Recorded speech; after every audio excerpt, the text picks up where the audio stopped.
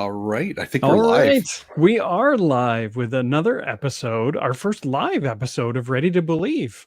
I'm your host, Jamie Pale Ryder. Rob Williams. And we are joined by a very special guest, Rhea. Say hello, Rhea. Hi.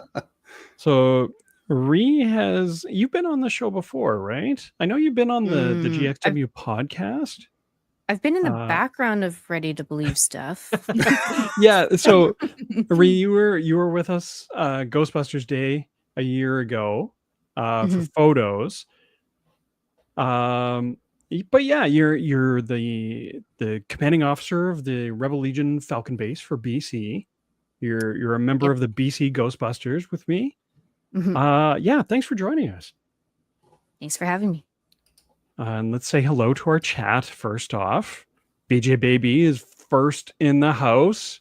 Oh, and Canada. Ellie Williams. Hi, Ellie. Hi. Thanks for coming. Looks like you guys had fun at San Diego Comic-Con. Yeah, I'm so jealous. Love the photos. Yeah. That's awesome. Jamie, before we start, I got something for you. Oh, no. Yeah. Oh, hang on. Steve 3. There's Steve. Hey, Steve. We've been watching you too. Thanks for joining, guys. They had a lovely picture of the two of them with the dressed as alien soldiers. Doing the Hicks and Ripley scene. Yeah. I love it. So I got something for you here. I got a new background. It's for just this occasion. So I hope you like this. I'm going to put it to the side here. So the new background. Not bad. Oh, I like that. That's awesome. It's a great background. A little logo at the top corner here. There we go, little real Ghostbusters. So when you see what's going on here at the top I love it. Right corner, we're talking real Ghostbusters. This will be kind of a little set dressing for the place. So there you go. I thought we'd have that. I'll put us back here. Yeah, it's fancy. And if you want, I can even have us go into circles like this. No. Oh, that's kind of cool. Okay, we'll go back. Rob, I'm done. I just wanted to show off this. Like boys with toys. Yeah. Yeah, Steve, you and me both, man. I forgot it was Tuesday as well. I don't know what day it is lately. 100%. But I appreciate everybody who stopped by to watch along. I don't think we actually said necessarily what episodes we were doing in advance. So we'll have to rectify that for the future in case people want to watch the episodes ahead of time. So they're up to speed. But today we are kicking things off with our first in a weekly series for Ready to Believe, where we are going back and watching old episodes of the real Ghostbusters, and we're going to talk about them. So today we are talking. The theme today I thought would be origins. So it's not necessarily the first episodes of the series by any means. But they're two episodes that tie into the first movie. So I thought that'd be fun kind of to kick things off. So we're talking season 1, episode, where'd my notes go? Yeah, 11? Already we're just episode 11. Thank you, Rhea. I'm happy someone. Yep. One episode 11, Citizen Ghost. And then we will follow that up and finish things off with season 3, episode 7, Sticky Business. First things first, Rob, were you, when you were younger, were you watching the show when it was on TV? I thought I was watching it more than I was, but I don't remember either of these episodes. But I was watching it occasion, I'm going to have to say. I mean, obviously, you know, the intro theme was always great, and the exit was always great, burned into my skull. Yeah. But I think I remember some other episodes, so I guess I wasn't watching as much as I thought it was. So, and Rhea, how about you? No, but it's very familiar feeling to me in the sense that, like, I watched a lot of like Scooby-Doo growing up, so like I'm recognizing a lot of voices, and like it just has that same like nostalgia feel. Nice. 100%. Is it the same voice actor for Ray as it is for Fred? Yeah. Frank Welker. So, was that Frank? Yep. Oh, that was Frank. Okay. Yeah. Back then, I feel like there was only 5 or 6 voice actors working. Frank Welker, like Peter Cullen, Jim Cummings. Yeah, Jim Cummings is not in this show, surprisingly. No. He was in. He did the theme song for Extreme Ghostbusters. He sang it. Oh, I didn't know that. The 90s style grunge version of the theme. That's Jim Cummings, Winnie the Pooh singing it. When you think of grunge, you think of Jim Cummings, really. Right? So, yeah, you think of Winnie the Pooh, right? Nirvana, Yeah, Pearl 100%. Jam, Jim Cummings. Yeah, Winnie the Pooh. Soundgarden. Black Hole Suns, Winnie the Pooh. Yeah. So for anybody who didn't know or doesn't know what Real Ghostbusters is, it is an animated show that started off in 1986. It was not necessarily a sequel per se, but kind of a spin-off from the first movie. It was produced by Deke, with animation sometimes done by Japanese studio Toei Animation. By all accounts, those are the good episodes. So they had kind of a system going where they were releasing episodes weekly, and those ones seemed to have more of a budget, more time and attention. And then they also were doing episodes for syndication that were just like daily, just rapid fire. So the episodes were airing 6 days a week. Yeah. So how many episodes were in the first season, for example? Do you know? Not off the top of my head. I'll dig that up. So. Yeah, it's there. The first season was maybe a couple dozen, and then the second season was something like 65. Oh wow! Like it's all over the map. Tony's in the house. Thanks for joining us, Tony. I knew you would be here. I was a little worried you weren't there right away. Yeah, Tony was excited about this one. Yeah, 100%. But yeah, so first things first, we're talking Citizen Ghost. So the original air date was November 22nd, 1986. Written by J. Michael Straczynski. Does that name ring a bell to either of you? No, I saw it and I was trying to figure out if there was any history to him. Should be familiar to older nerds. Rob, maybe of yours and my vintage. He was basically like the head writer and showrunner, creator of Babylon 5. Okay. Yeah, I never watched that at all. He was dedicated in this show to kind of keeping the tone a little bit darker and including more of like those occult elements that we see, things like Cthulhu, Samhain, or like just Doomsday, like all the dark stuff. That's basically his doing. And he lasted 2 seasons, and he did 1 episode in season 3. Oh yeah, quick sidebar. What did we think of the Hasbro's Ectoglow San Diego Comic-Con reveals? Steve probably saw them in person. The Ectoglow, was that based off of this episode? No. Okay. They're old figures that they're basically like bringing back and reissuing. Rob, did you see him? No, I haven't seen him yet. Rhea? I somehow haven't seen any of the Comic-Con reveal stuff. Oh man. Yeah. I was following along at home. I knew this was coming. They're pretty cool. Oh. I'm kind of I'm trying not to buy everything that comes out. I'm trying to be selective. I know, yeah. You need them. Steve says we need them. Yeah. He says you need everything, though. I don't know if that counts.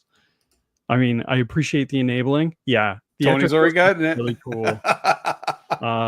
But yeah, I think I'm gonna pass. I'm trying to be selective in my purchasing. It looks cool. I just see it now. Yeah, it's very cool. Love that green glow. Yeah, Steve, don't. Yeah, just don't. Do it. All right, getting back on track a little bit with the episode Citizen Ghost. Like I said, written by J. Michael Straczynski. He's kind of responsible for all of what I would say are like the most popular episodes. So anytime his name pops up, you can pretty much bet that it's going to be a banger. And that only lasted a couple seasons, sadly. He bailed after season 2 because the network started bringing in basically like a focus testing group, or like the a group where they analyze market trends and tell you how to like change or alter your show to make it more popular and up your viewership, called Q5. So like they were saying things like Janine needs to be less edgy. They actually called her glasses scary, the like triangular What? frames. Scary because there's angles on them. I don't know. She had like kind of spiky hair and Very pointy pointy. glasses in there. Mostly they just wanted her to be more feminine and maternal to the guys in the firehouse. And you see that they actually made that change. Yeah, in these two episodes. Yeah, we see that in Sticky Business. So we'll get to that. But they changed her voice actor to make her voice softer as well, which is gross. Yeah, I was bothered by that. And that's J. Michael Straczynski is just like, I'm out. We're done here. They were also trying to say like, you should take out Ray. He doesn't contribute anything. And they're like, what? No. So, among other things. But, anyways, we're getting ahead of ourselves a little bit. Oh God, I would have rioted. Young me would have rioted. So the episode stars Maurice LaMarche, Arsenio Hall, Frank Welker, Lorenzo Music, and Laura Summer. I keep forgetting Arsenio Hall was a voice in this. So this is basically the like Aragorn breaking his toe fact, as far as I'm concerned, for real Ghostbusters. Arsenio Hall's weird. Not him personally. I don't know. I've never met him. I guess he might be. But he got the job after Ernie Hudson was turned down to play Winston. Ernie Hudson auditioned for Winston. He auditioned for his own role. Yes. Okay. It's like Dolly Parton showing up to a Dolly Parton lookalike contest and losing. Arsenio Hall as Winston. First off, just quick hits. What did you guys think of the episode overall? Rhea, we'll start with you. I really liked it. Again, just has that like really homey, nostalgic feel of like old cartoons that you'd watch on Saturday morning. I don't know. I love Slimer. Not much to say. He's so funny. He's pretty great. And his role expanded in the future seasons until I think that was another focus group thing, but that's one thing that I don't necessarily disagree with. The future seasons of the show, the title changed to Slimer and the Real Ghostbusters. Yeah. He was that popular. So Rhea, you're more or less new to the show. Based off this kind of first go, are you looking forward to watching more? Oh yeah, no, I wanna watch them all. Yeah, blink twice if you're being coerced by me off screen. No, no, I love it. It gives me the same vibes as nice other shows that I watched as a kid. So I'm like, I love it. Rob, how about you? How did this episode hit for you? Well, I'm glad you told me about the Straczynski. That was I'm glad you told me about that, because it did have a nice grounded feel to it. It didn't feel over the top, still felt fun and cartoony Saturday mornings, but it had a great story. And I'm glad we started with this, because it kind of just leapfrogs off of the first movie, and they all get back, and it's kind of telling us what happened after, and without going into it, but it's just like, it was a fun episode. It was Venkman being Venkman. It was a Slimer story. It was a great sort of build. It was kind of Slimer's origin with joining the team as well, right? Yes, and I'm glad I saw it, because I never figured out why is he all of a sudden with the gang? Because last time we saw him, Ghostbusters he was have screaming, a ghost hanging around. Yeah, and he left. And it's a simple, and the way they all treat him differently. It was a good little thing. Yeah, so I and that was a hallmark of the whole series. I feel like, is that semi-antagonistic relationship between Slimer and Peter. Rhea, you said you love Slimer. Oh yeah, no, he's so funny and just like a goofy little guy. And I love that he pushes Peter's buttons. 100%. And he also kind of lets him do it. A little bit, right? Like we'll see in future episodes, but Peter definitely has a bit of a softer spot hidden away for Slimer.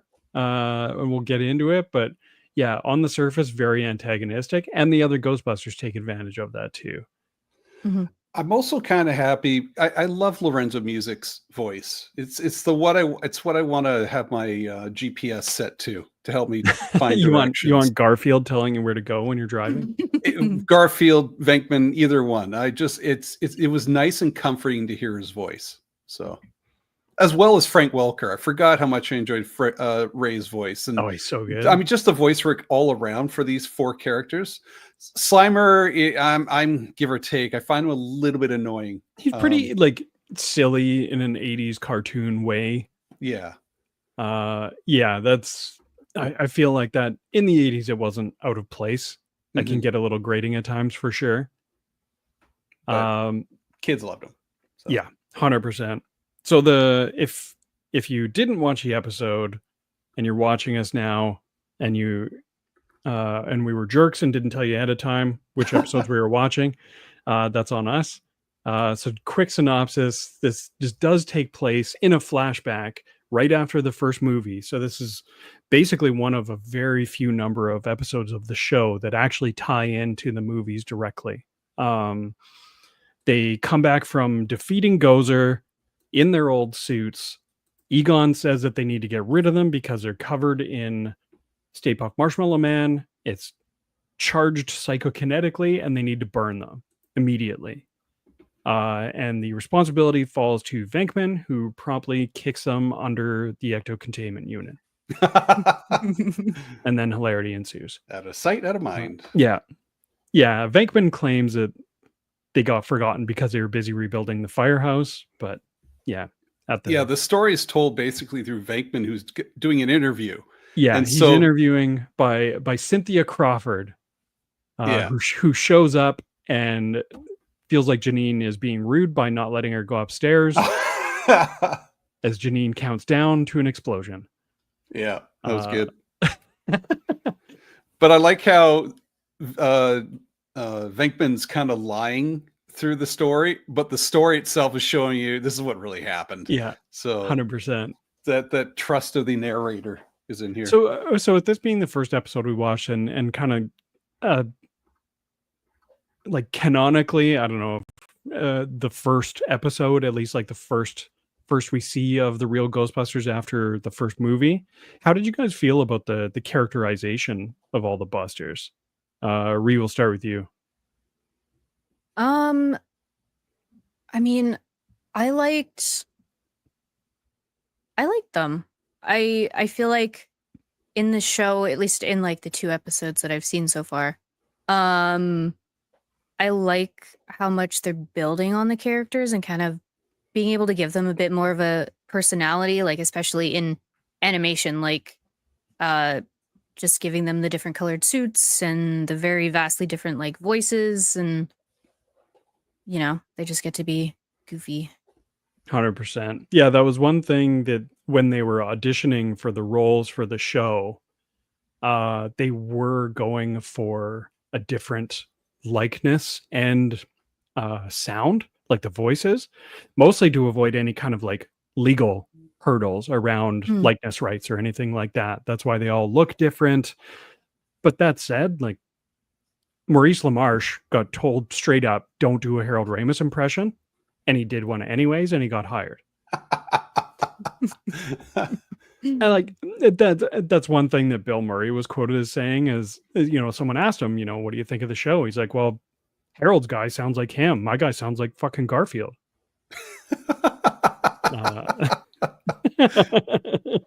And maybe that's why Ernie Hudson didn't get the job, is they're maybe they, I don't know, open themselves up to lawsuits. I don't know if a cast member can sue you for likeness rights if he's in the show still. Not sure how that works. Cartoon voices are meant to be, like, especially in the 80s, they were meant to be different than the movie and stuff. You weren't going to get the actors, and you weren't going to get a one-to-one either, because it was meant to be toned down, muffled a bit from the real thing. It was more of, I said the word comforting before, but it's supposed to be comforting and playful for the kids, where it's kind of them, but it's kind of not. And you mentioned the suits like this. It surprised me again. This is not only an origin of Slimer, but an origin of the suits. Yeah. Like, why is their suits all different? Yeah.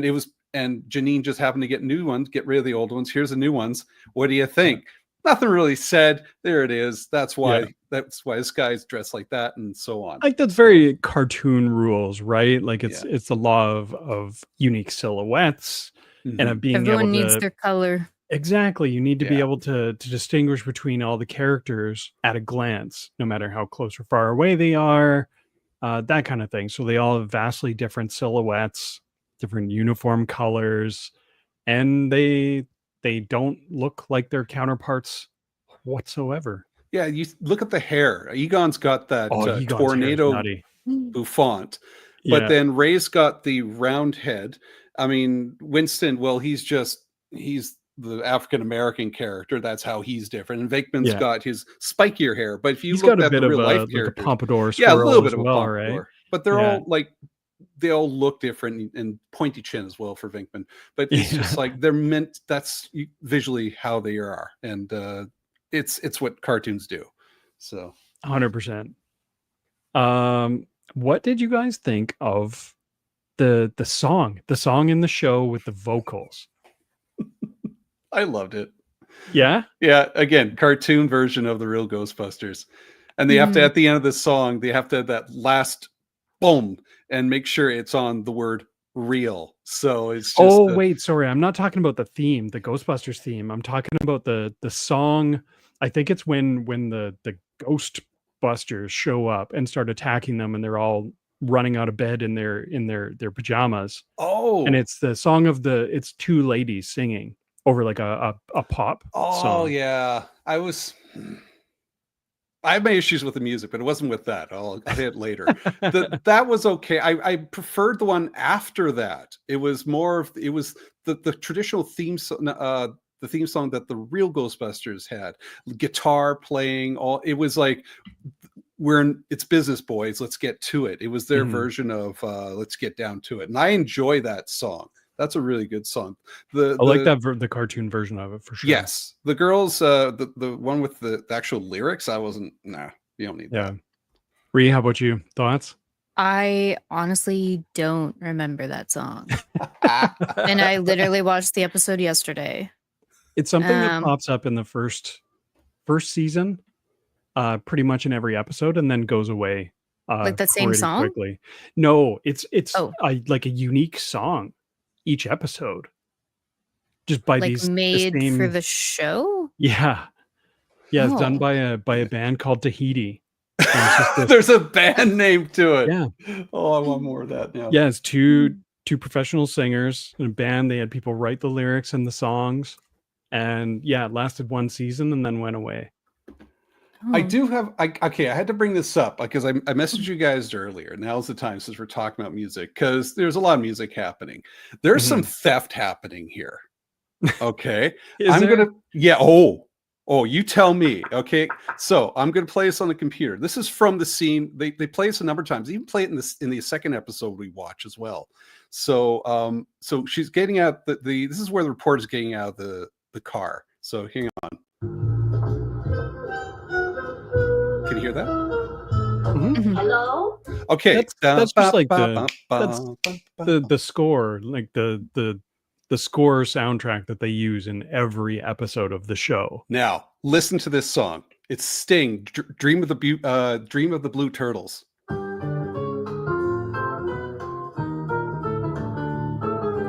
It's the exact same song. It's no, like, Dream of the Blue Turtles came out a year before the Ghostbusters did.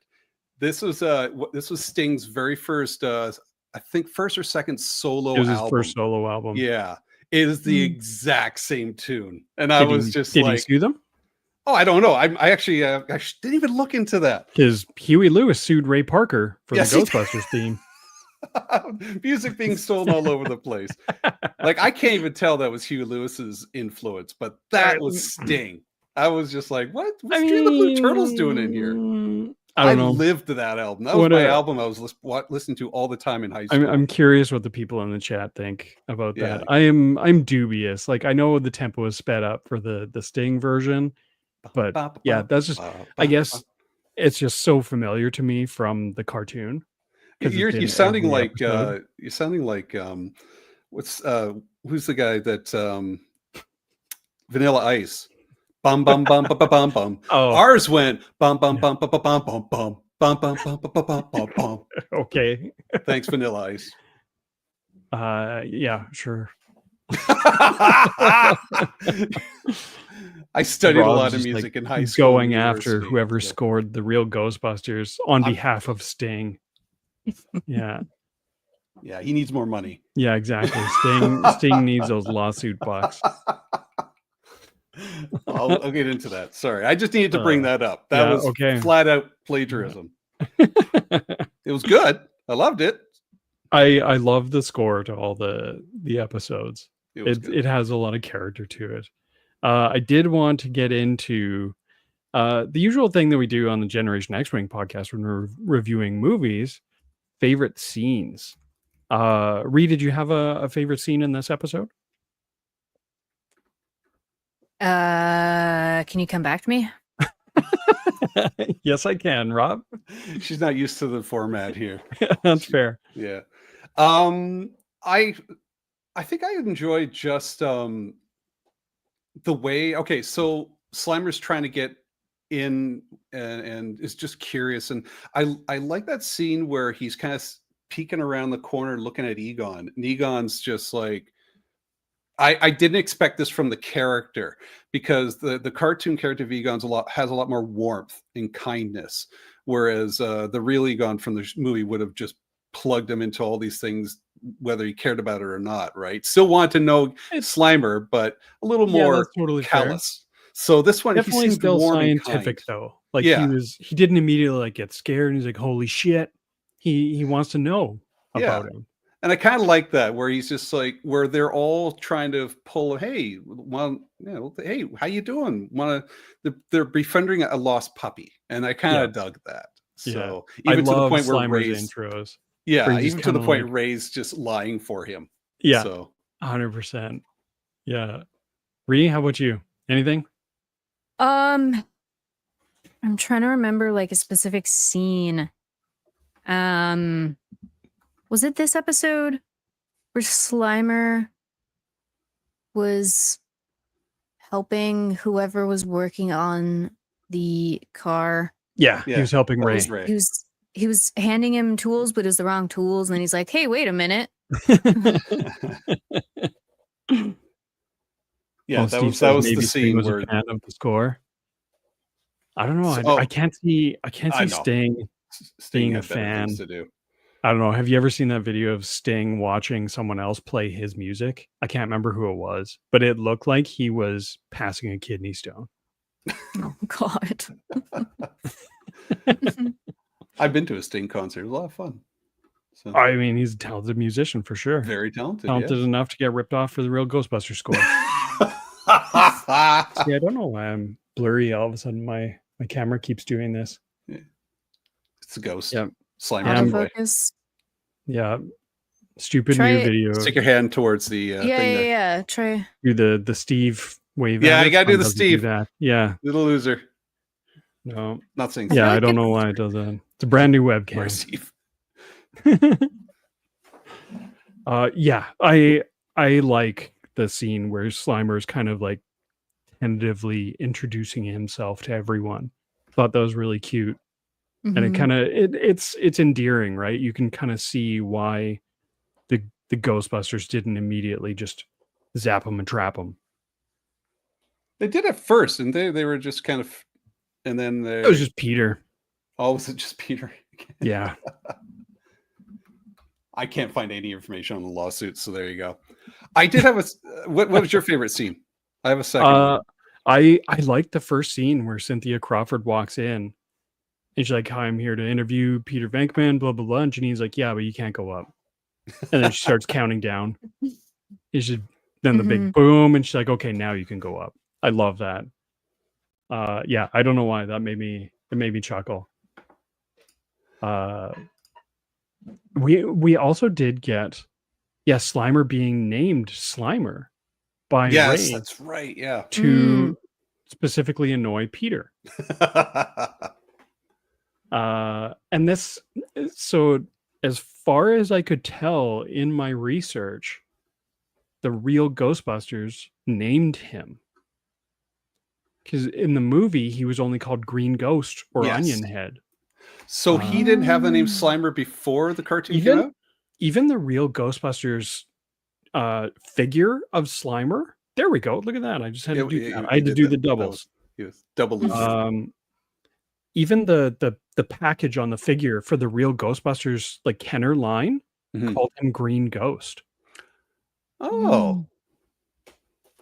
So I thought that was really cool that we also got his like naming origin. Yeah, I don't remember ever using the word Slimer when the movies came out. It's interesting. No. Yeah. The only mention of Slimer is just when Ray is onboarding Winston in the movie, but he's not talking about Slimer. He's just calling all ghosts, spooks and Slimers.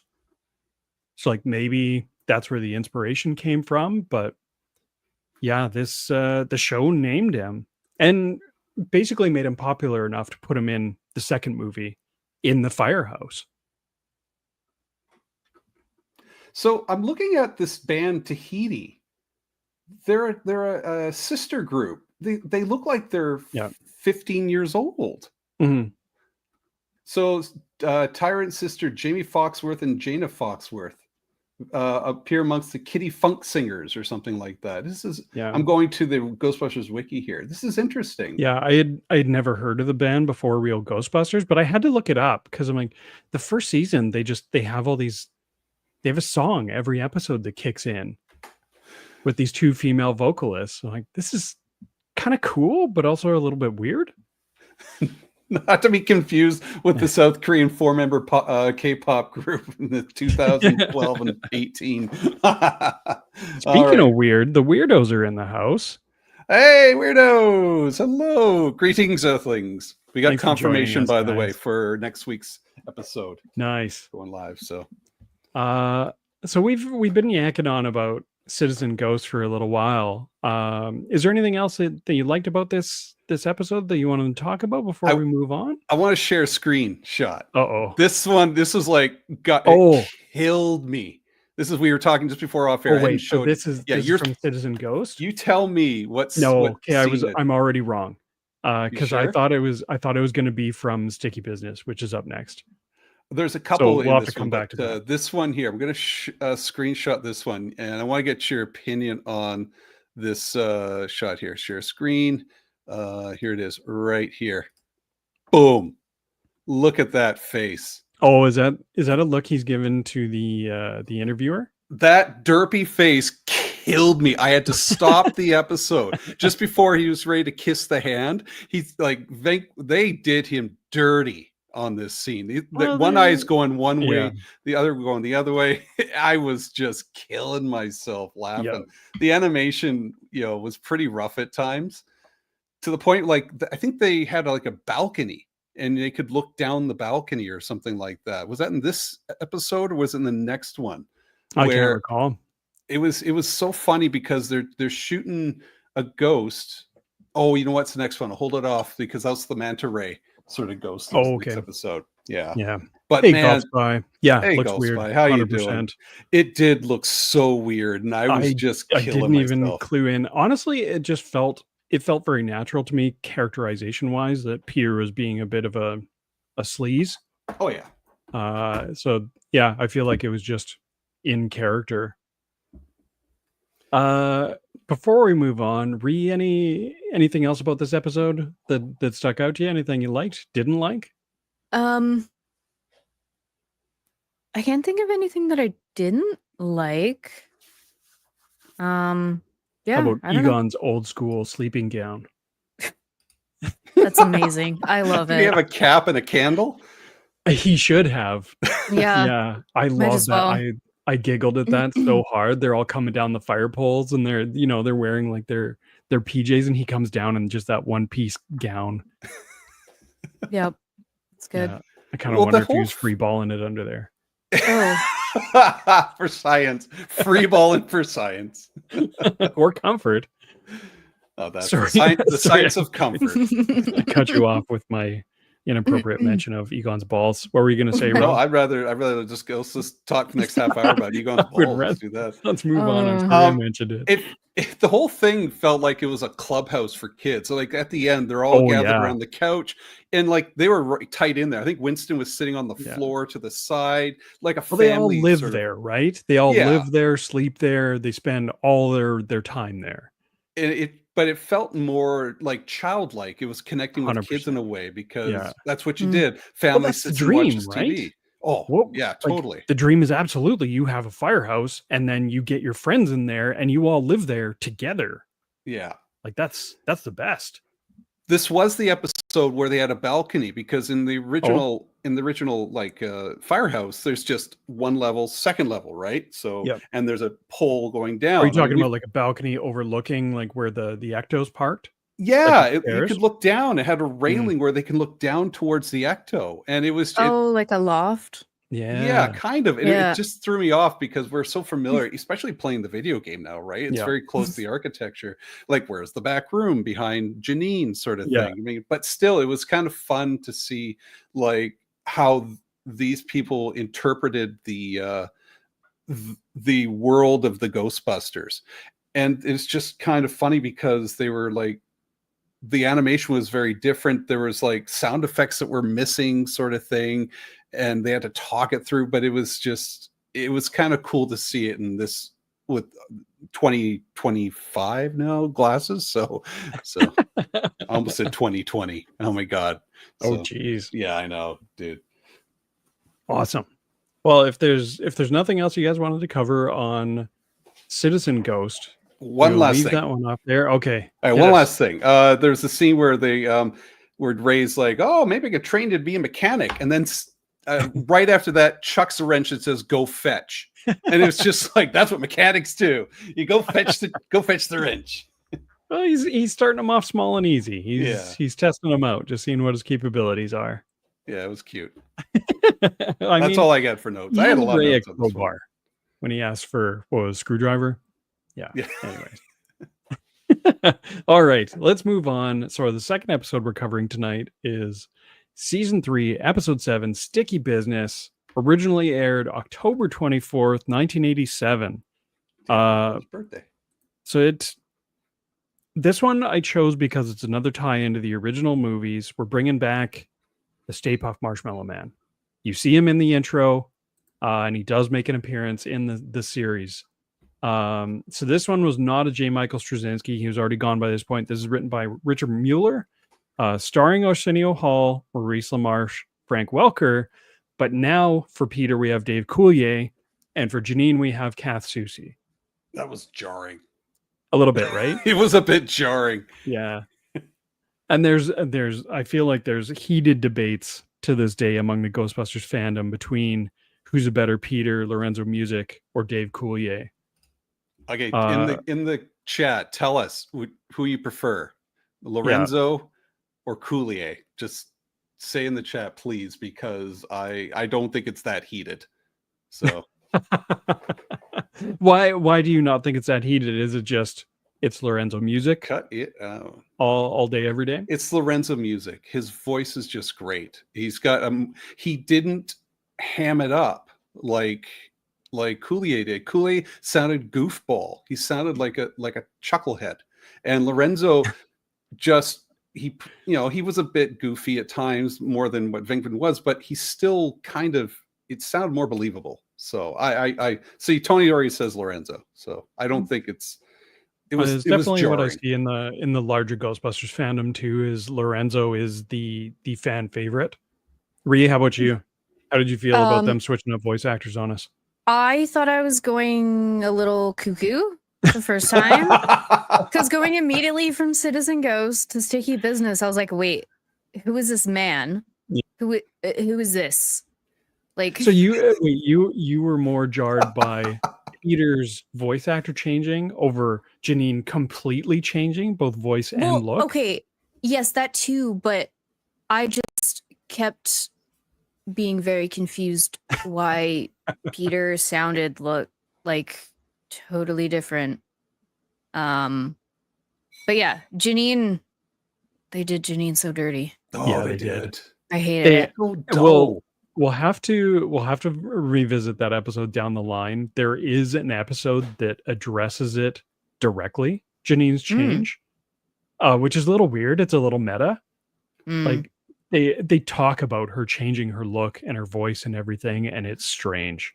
They made a whole episode just to justify the Yes, but it wasn't until it's like a My Fair Lady episode. It's called Janine, You've Changed.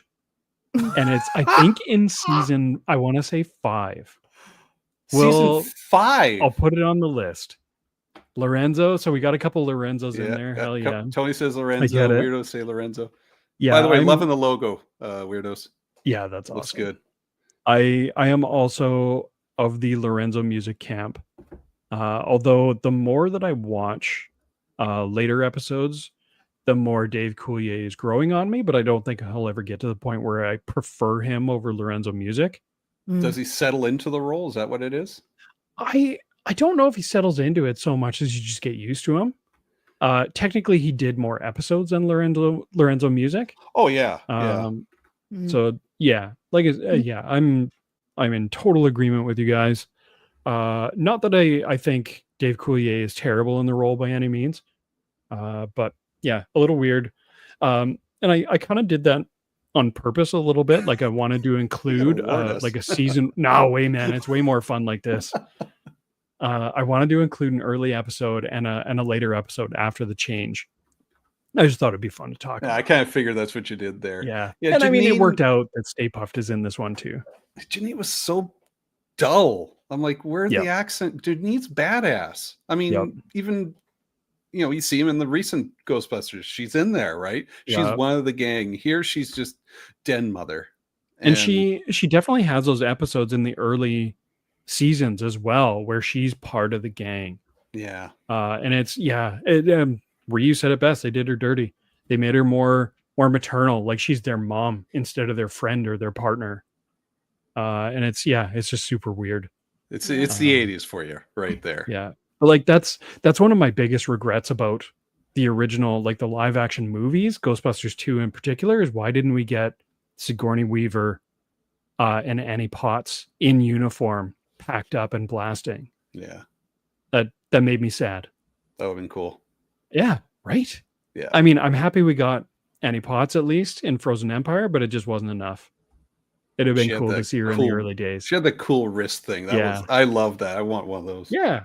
Yeah, it would have been. How cool would that have been to have Sigourney Weaver in uniform with a proton pack, just going? I'd go crazy. This is after Aliens. Dude, it's Sigourney Weaver. Yeah. How could it not? And there is a photo of her. I don't know if it's a Photoshop or if it's an actual production still, where she was messing around and she put on Egon's jumpsuit and proton pack, and she looked badass. It looks so cool. Yeah. Yeah, it's just one of my big regrets. So and this change just totally it kind of takes away from her feeling like she's part of the gang, and now she's just their mom.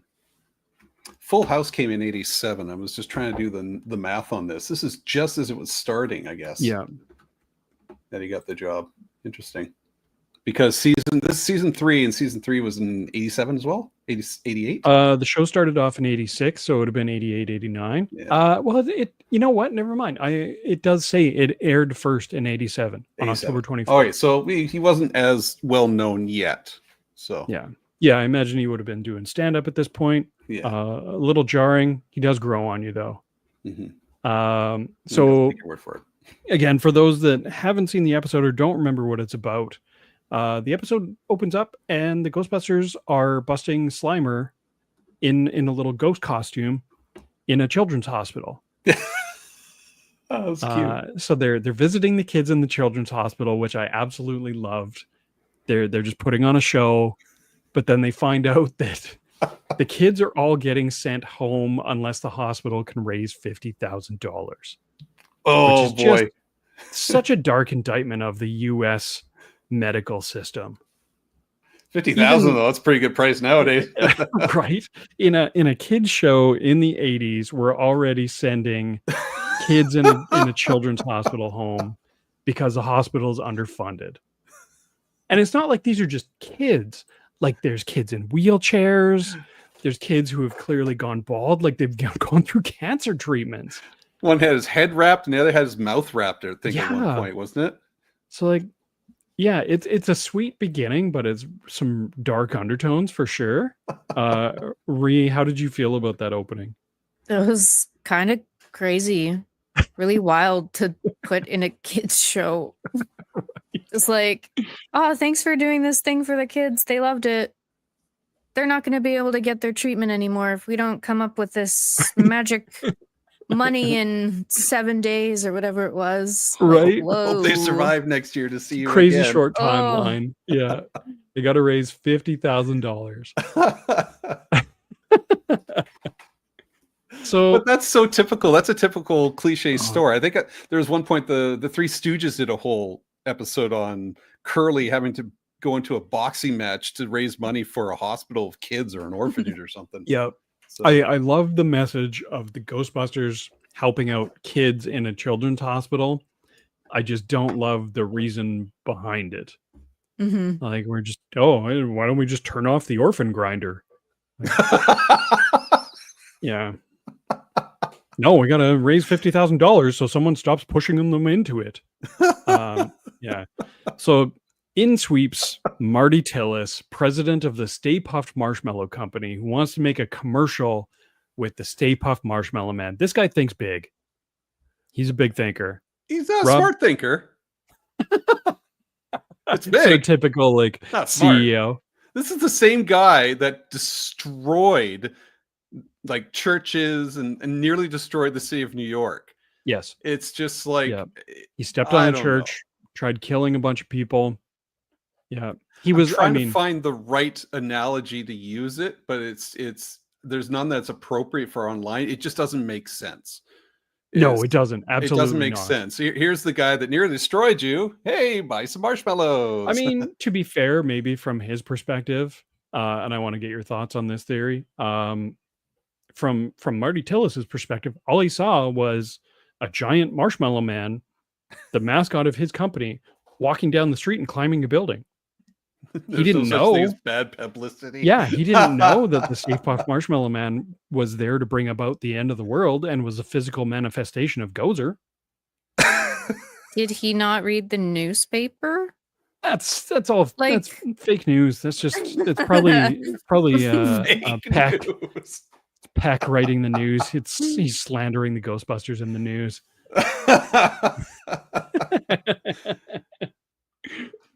Yeah, I love the thought process though. Let the Stay Puft Marshmallow Man out of the containment unit so I can use him in a commercial.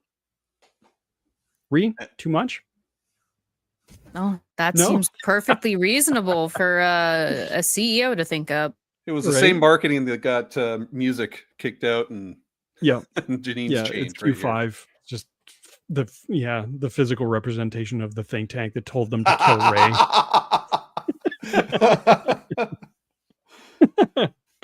So I love that the original or the initial reaction from the Ghostbusters and Slimer is like, no, that's a horrible idea. But then he says, I'll give you $50,000 because I've been spying on you. The magic number. Right? And as Rhea says, I'll pretty much do anything for charity. Mm-hmm. All right. Yeah, that is a direct quote. Yeah, some feet pics. Oh. But I won't do that. Thank you, Meatloaf. Yeah. So, what do they do next, Rob? Oh, this was pretty cool. They sent him back. They sent Slimer with some backpacks. I don't know how the science works on that. Like a tracking thing or something? Like a tracking thing and goggles. They sent him back into the containment unit and to look for the big guy. And he's having troubles going through it and looking for it. But I thought it was pretty cool. Like, what is in there? Like, what happens inside this thing? Is it dark? Apparently there's floating islands and stuff. It looks like an alternate dimension. It does. That was kind of cool. Yeah, it's I like the mean, negative zone or something if like they had that. more money to put towards the artwork, we would have seen some really cool stuff. But for what it was, it kind of answered a lot of kids' questions like, "What's inside?"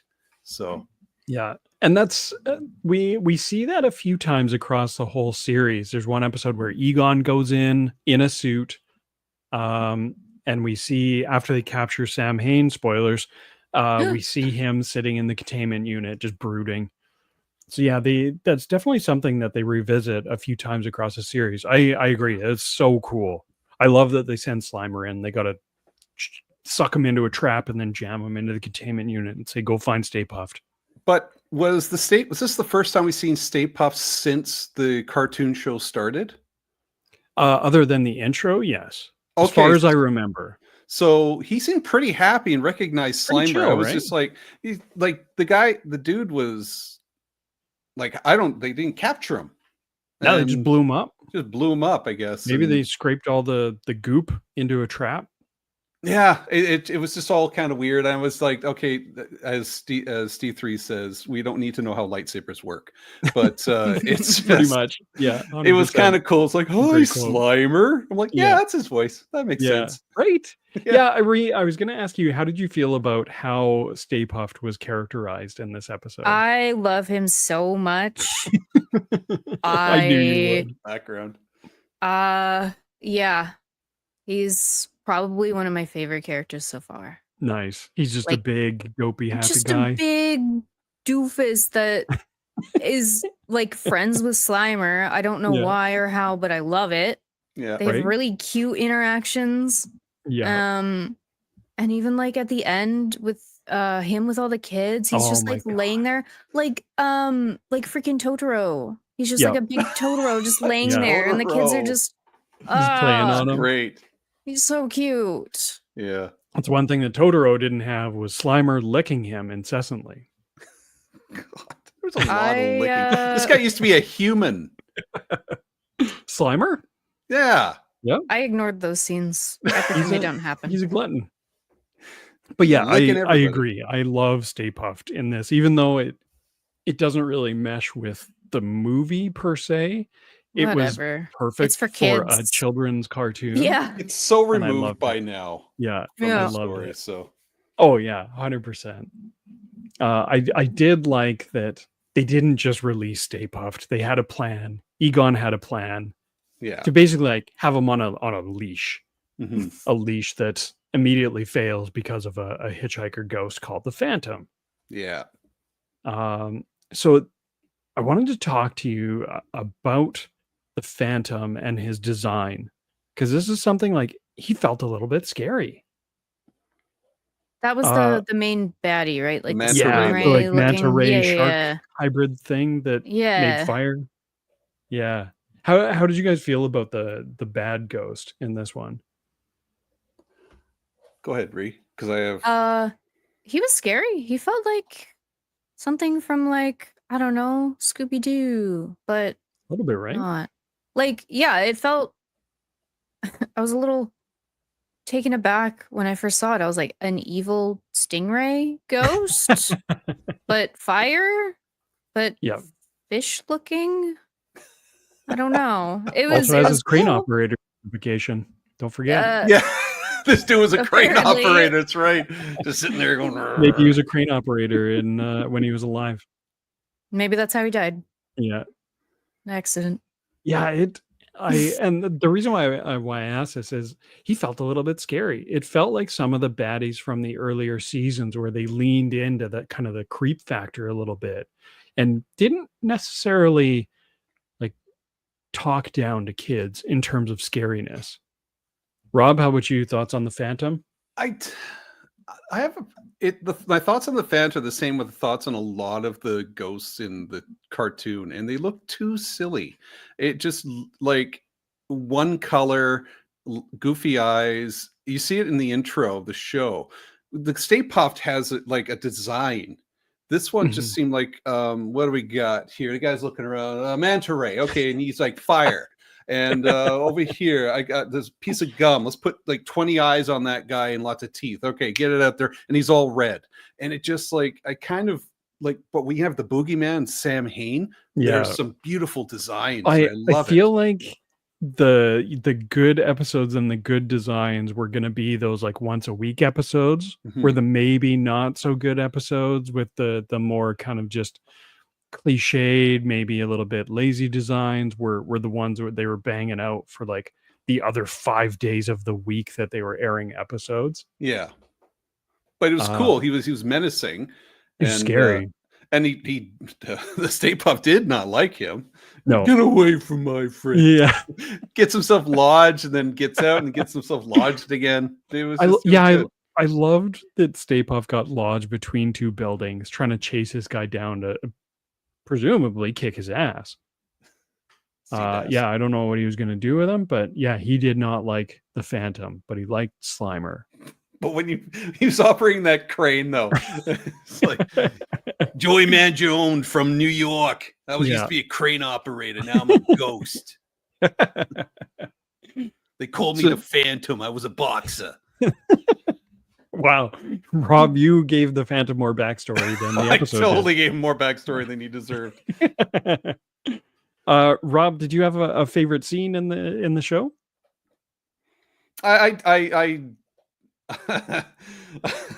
It's a favorite scene I just laughed at. It was near the end where the Stay Puft had those kids sliding down them, and I was like, that's the most treacherous playground in the entire world. I'm not trying to be negative. It's just like, that's a 3-story slide that those kids are going down. Like no guardrails or anything? There's no guardrails or nothing. It's just like, I hope this marshmallow's soft.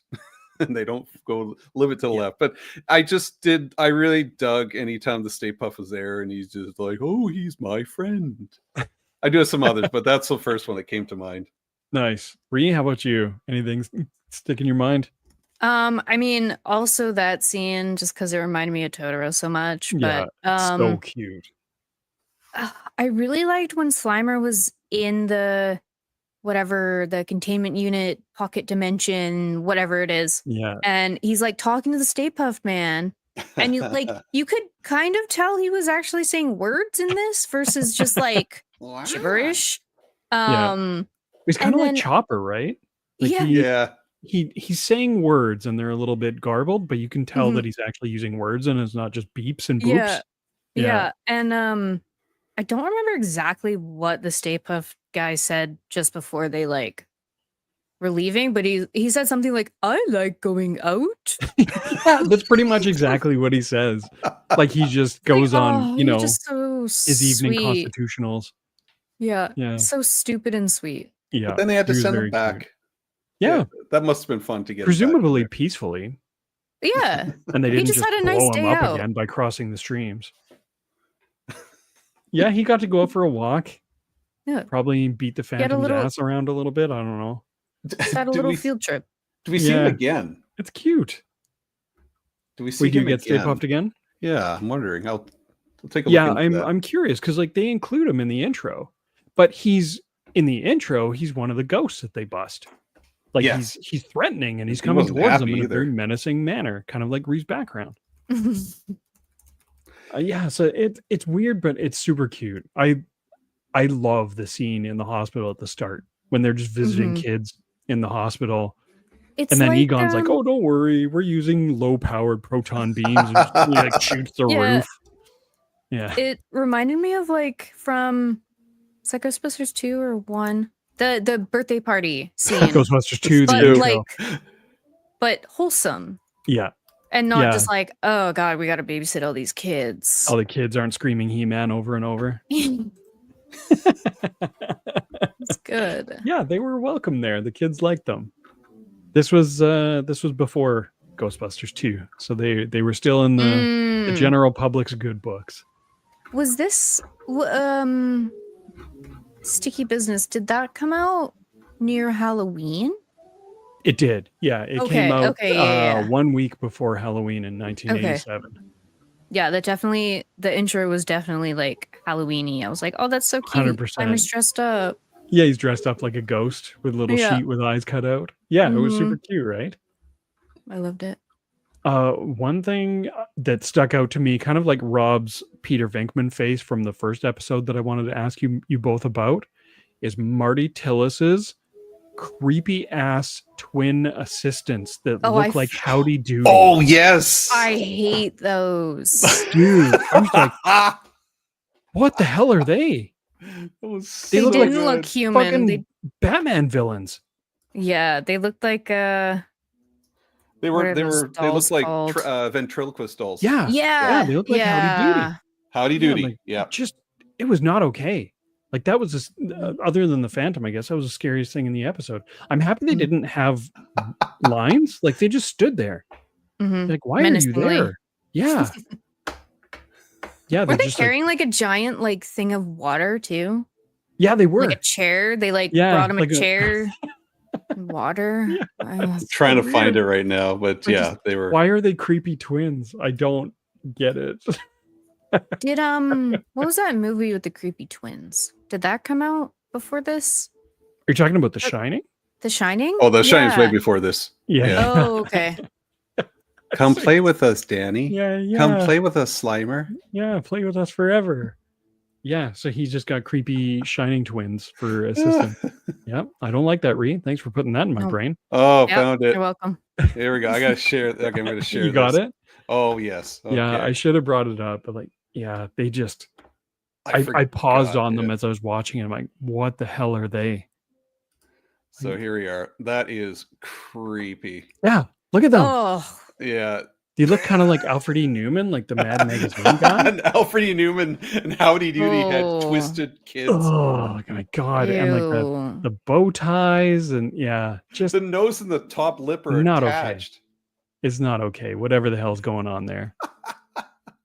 I don't like the side eye. Okay, I'm gonna remove that. That was like he's sizing that camera guy up to eat him or something. I'm not sure what's happening. Ugh. No, they're watching the boss pace around. Where are they? They're late. Yeah. So correct me if I'm wrong, but their commercial was just them filming the action. That's right. Like they didn't unless they did it off camera. But yeah, I don't know if that hit differently for you guys, but I was like, did they just film like the whole fight? And they're like, that's our commercial. We got it. Stay on them. Yep. Yeah. There was no like, hi, my name's Stay Puffed, and I really like marshmallows or anything like that. Stay Puffed marshmallows are my favorite. Yeah, I don't know. Nope. There's a fight scene. We weren't expecting that. Let's go with that. So. Yeah. It was exciting. Got to see the Phantom throw the Ecto-1 into the river. Oh, that's right. Yeah. Like just about kill the Ghostbusters. And then the bat raft blew it up. Oh, and yeah. to get out. Yeah. Like the back shark repellent. I mean, it can't be an 80s cartoon without the car having crazy gadgets to get them out of an oddly specific situation. Egon knows it all. So, so anything else you guys wanted to bring up? Anything you liked about this episode? I did. There's one scene in the. Oh, first of all, in the hospital, I was laughing because, we as 501st members, whenever we do a visit at a hospital, what's one of the first things they ask us to do? Clean that equipment, clean your armor, make sure it's all sanitized. Here's a ghost whipping around, licking all the children. There's light shows and everything. I just found that funny. But then there's one scene where Winston is giving the girl a high five. And I don't know if you caught this, but they were giving a high five. When you do a high five, usually if like this, they're using their right hand, you're using your right hand. So it's opposite hands going across. Yeah. Or if you're doing a high five with the same facing hand, it's to the side. This was a crossed high five. It sounds really stupid. It was a cross high five where she's using her left, he's using his right, and it looks like Winston slaps the child across the face. And it was a high five. I had to stop and like, did she just slap her? Because you hear that slap, and he was just like, no, the animator has never ever seen a high five in real life. And it was just like they use the left right hand and they slap it across their face, and it was just like, oh my god, I swear he slapped her across the face. It was just, I was killing myself. I just love the animation, the old animation, and how it's just so awkward. And, I mean, that's kind of a hallmark of 80s cartoons as well. It's just weird mistakes and animation errors like that.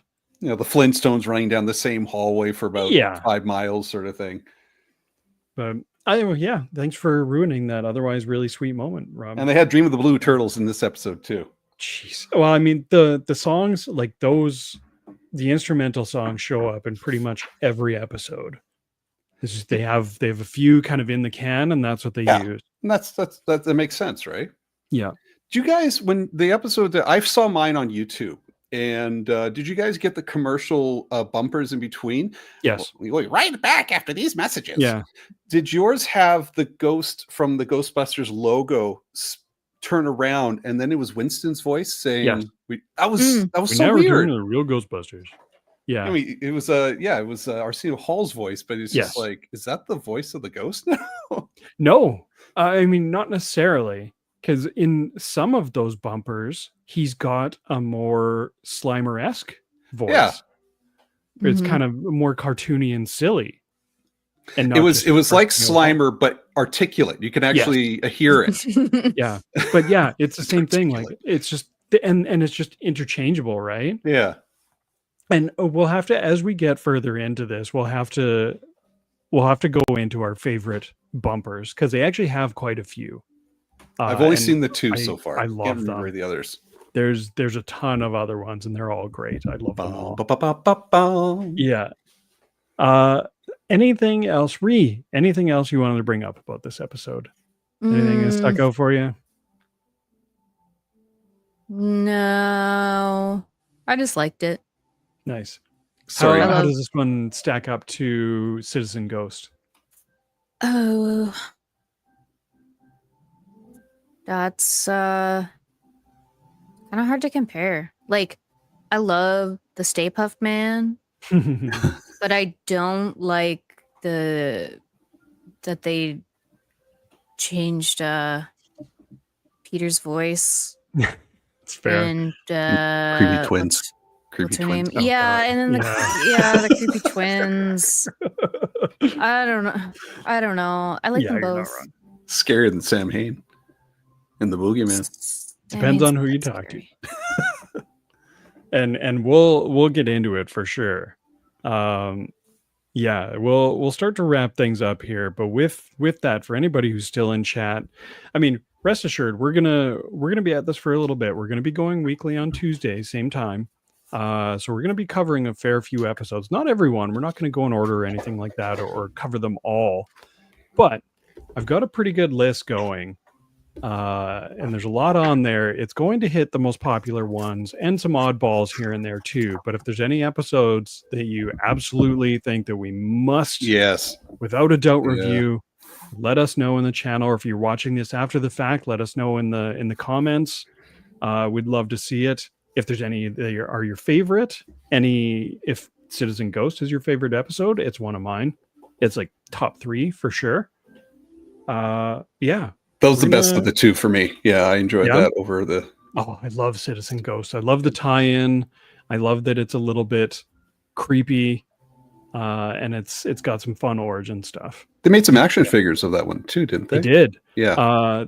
So back in the day, Diamond Select was making figures, and they made some real Ghostbusters figures that were basically like a repaint of the movie Ghostbusters figures with cartoon heads. And they look great. And then actually speaking of San Diego Comic-Con, that later that year, or the next San Diego Comic-Con, there was a Comic-Con exclusive, which was the Citizen Ghost spectral Ghostbusters figures. Oh, cool. So they are crazy rare. If you have them, hang on to them with both hands, because I imagine if you look them up on eBay or something like that, they're going to cost a pretty penny, but they would be very cool. But yeah, we're going to start to wrap things up here. So what's the next 2 episodes we're going to watch? What are the next 2 episodes? Does anybody have any thoughts in the chat? I have, like I said, I have a list and I had a schedule. I am more than happy to change that up if anybody has some thoughts about what we should look at next. I feel like nobody's really going to be surprised at the next 2 we're going to watch. If nobody has some thoughts, I see Tony thinking. Tony's already thinking. Yeah. But But yeah, we'll give that a couple minutes to percolate, and as we wait for anyone to chime in, Sandman, that's on the list. That's on. I was assuming that would be on the list there. Yeah, for sure. Let me double check. Can't remember which one that was.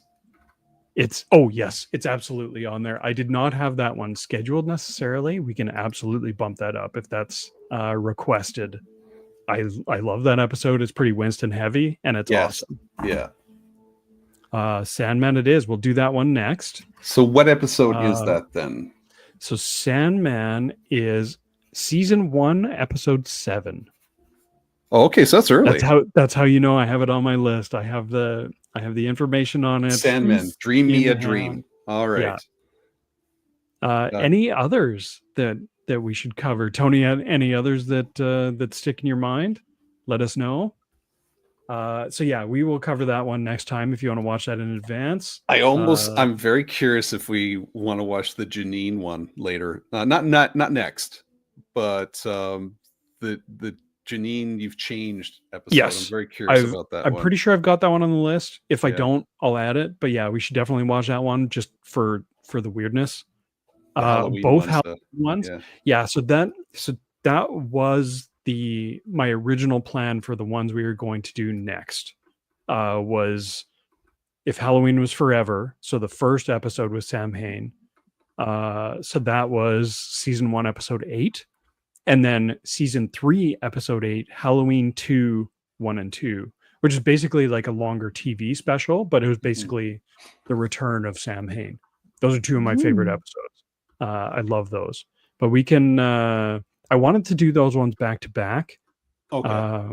So yeah, if we want to do Sandman first and another one, maybe another Winston one would be cool. How about we do the Halloween ones first then? Well, it's just those 2. Yeah, we can do that. Yeah, we'll do the Halloween ones back to back, and then I do have Sandman one. I have a couple other Winston centric ones called out specifically, like Night Game and Elementary, My Dear Winston. So we can always do one of those with Sandman. But yeah, for next week we will do the 2 Sam Hain episodes, season 1, episode 8, and season 3, episode 8. Season 3, episode 8. Yeah. Okay. So both featuring Sam Hain. Oh yeah, don't worry. We are going to cover the Boogeyman ones. Definitely. They're some of the best ones. He is so creepy. Maybe that'll be the following week. But yeah, we got to get to Sam Hain. All right. Awesome. Done. All right. Yeah, that's and yeah, like I said, if you have any other episodes that we absolutely have to cover, let us know. And I'll make sure it's on the list. Like I said, we're being a little selective. We're not doing every single one, but if there's some thoughts out there, absolutely let us know and we'll cover it. This is gonna be fun. I'm looking forward to this. Yeah, I'm thank you so much for joining me, guys. This is a ton of fun. This is a great excuse for me to revisit the show. I was an extremely avid watcher of it when I was a kid. Rhea, how are you feeling so far? This kind of being your first foray into the real Ghostbusters. You excited for more? Yeah. Oh yeah. Rob, you too? Bullseye's Olean. Oh man, the unpaid intern. You guys get paid? Yeah, we get paid in memories. Oh well, there you go. Experience. Right? Awesome. Yeah, I'm looking forward to next week. Thank you again. And maybe down the line we'll have to bring in some other special guests too. We'll reach out to some people and see. Yeah. But yeah, Rhea, how are you feeling? You in it for the long haul with us? Oh yeah. Awesome. No pressure. Yeah, we'd love to have you. Do it. It'll be so much fun. Thank you for joining us. Thank you to those who are watching us live. Thanks, guys. Also, thank you to anybody who's watching the recording of this on YouTube after the fact. Or I think we'll make this an audio as well. If Rob's going to do a podcast as well. It's easy to make this an audio and have it come out like on a Thursday or something like that, not to interfere with the Saturday audio episode. Cool. So we'll roll out the red carpet for Rhea first things first. Rhea, thank you for joining us. Where can we find you? At Troops. At Troops? That's what I always say too. Like you can just find me in Vancouver at charity events. Yep. Awesome. I love it. Rob, where can we find you, sir? Before I say that, yes, Tony, Patches, email us at generationxwingpodcast@gmail.com and we'll figure it out. Remember you telling me that after the live stream. You already got Jamie's interest there. So, so generationxwingpodcast@gmail.com and we'll talk. All right. Awesome. As for me, Outer Rim Rookie, as it says right down the name here, the Outer Rim Rookie show, I've got a couple episodes for the Adept build, that bad boy right over there, and a couple other things. Rob. Yeah, it's looking pretty good. Obviously, it's a bit of a challenge. I had some other things, but anyways, yeah, just like, subscribe, help the channel grow. We're coming close to 900 subs, and I have a feeling this is going to help this Ready to Believe rewatch of the Real Ghostbusters. Yeah, I was gonna say I was gonna drop the race dance. My producer has reminded me to ask you if you like what you see, please push the like and subscribe button. Good night, PJ. Good night, Gene. All right, Jamie. So you can find me right here on YouTube, on the Generation X-Wing podcast YouTube channel, on this ongoing series, Ready to Believe. This is our first live one in the bag. I love it. We are back on Thursday this week at 7. That's what we want to We will be streaming Fortnite Prop Hunt for charity. Yay. Speaking of children's hospitals, we are trying to raise $50,000 to keep those kids in the children's hospital. No, we are in reality, this is for Extra Life. On Thursday, we will be streaming for all proceeds do go to the BC Children's Hospital. Yeah. So if you can tune in, if you're in a position where you can donate, we'd love to see it. Even if you just want to come in and hang out in the chat, we'd love it. Spread the word. Yeah. Yeah. We got a bunch of friends joining us. We're going to have a good group. I'm so excited. It's going to be a blast. This is going to be so much fun. I'm so happy you guys agreed to do this. So yeah, absolutely. Yeah. Like Rhea, I will also almost do anything for charity. Pull out the Stay Puffed. Awesome. So with that, Rob, any final words? Did I miss one last anything? thing? Sorry, you and me have an unboxing that we'll be doing soon as well, because we have something coming from Tools and Talents. So we have a link at underneath if you want to purchase anything from Tools and Talents with a discount. So please do so if you want to build your Ghostbusters costume. Tools and Talents is the way to go. So we have a video coming up soon too. Awesome. Yeah. Thank you, Rhea and Rob, again for joining me on this crazy journey at our look back at the Real Ghostbusters cartoon series. And with that, we'll wrap things up there. So thanks, everybody. I'm not going to do the typical ready to believe sign off because it's so hard to do live and in sync. So I'm just we'll just wrap things up there. Ready to believe you. We are ready to believe you. Bye, guys.